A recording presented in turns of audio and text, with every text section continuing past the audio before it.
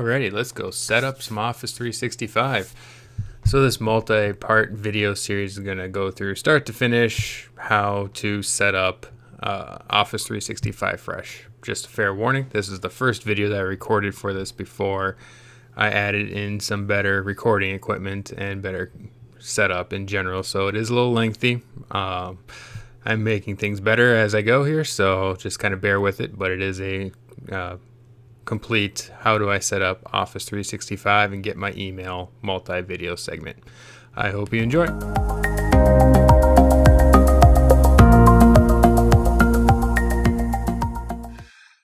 most popular to begin with is Office 365 Business Premium because it gives you your Exchange mailbox, your terabyte of OneDrive space, access to SharePoint and Microsoft Teams. And then if you go down here, it subdivides a bunch of the features, but it basically, the way to summarize it is just these icons here. Again, literally, if you just needed a mailbox you already owned licensing, like you bought 2016 or 2019 on volume licensing, you could get away with just doing $4 a month for a mailbox. I would recommend going with the $5 a month option, which then includes the Microsoft Teams and SharePoint and all that stuff too, so you can sell the collaboration, but you don't have to pay extra for Office that you've already purchased. In this case, I just need a mailbox, preferably with some collaboration stuff built in as well. So I'm going to start here with this $5 a month user plan. Basically, if you commit annually, just like anything else, you save a little bit of money. If you need the flexibility month to month, or if you've got seasonal workers or something like that, you can pay a little bit extra and be on a month to month. Plus or minus a couple of dollars at every level. It's just the Microsoft way. If you're not gonna commit to them, they're not gonna give you the cheapest price. So let's start this off.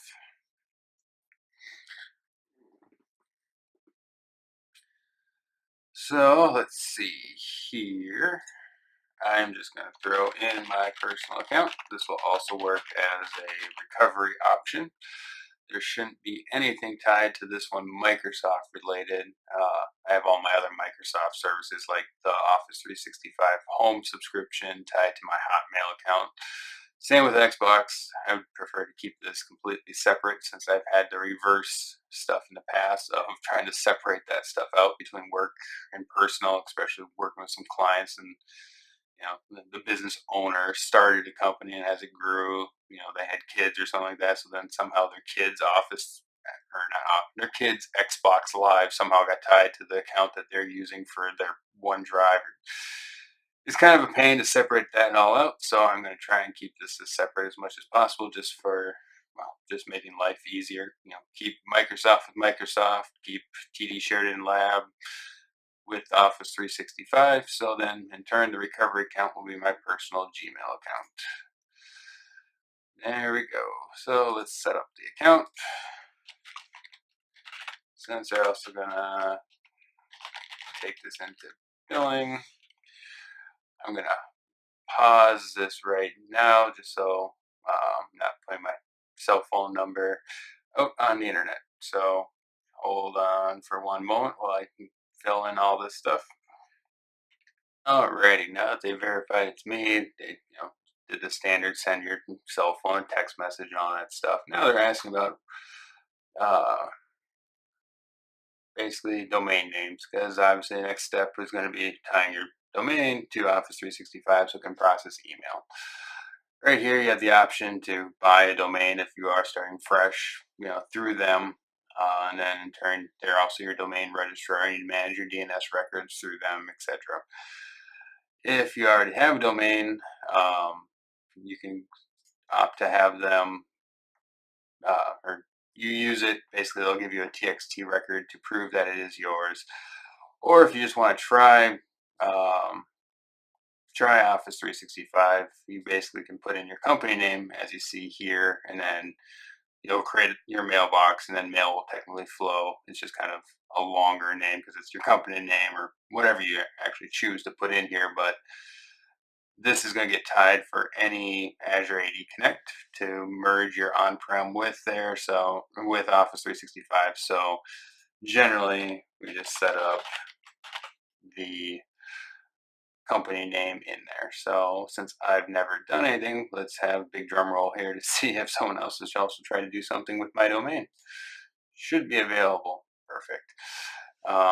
Again, email will flow. It's just kind of weird, and also it tells the world, basically, or at least anyone that knows about Office 365, that you don't have a real domain. So this is just meant for testing, and then in turn to link your on-prem infrastructure to Office 365.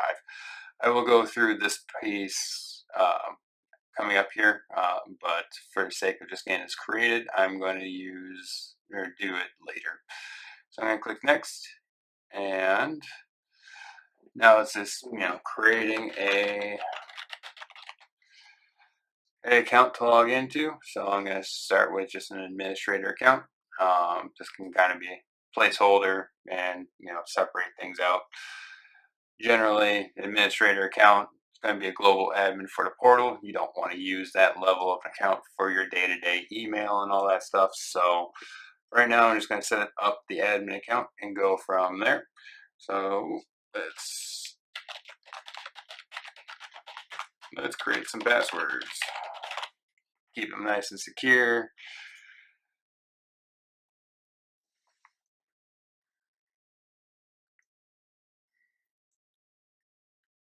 And let's not save that.